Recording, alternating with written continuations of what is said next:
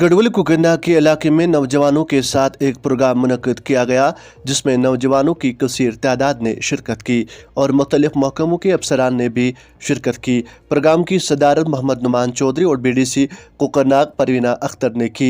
नुमान चौधरी ने कहा कि प्रोग्राम का मकसद हमारे नौजवानों की मुस्तकबिल को रोशन बनाना है। नुमान चौधरी ने कहा कि मैं अपने तमाम नौजवानों का शुक्रगुजार हूँ कि उन्होंने बड़ी तादाद में शिरकत की।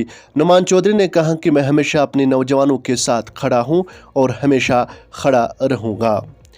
देखिए JK अर्ली न्यूज डेस्क के लिए हमारी खास रिपोर्ट। बेरोजगारी यहाँ पे देखो, अभी सर ने इतना कहा कि टैलेंट हर किसी में, टैलेंट हर किसी यूथ में है, लेकिन वो टैलेंट अपना दिखाता नहीं है। ठीक है, वो अपने फ्यूचर के लिए कुछ कर नहीं पाता है, अपने घरों में बैठे हैं या मस्त अपनी ज़िंदगी जी रहे, कैसे जी रहे।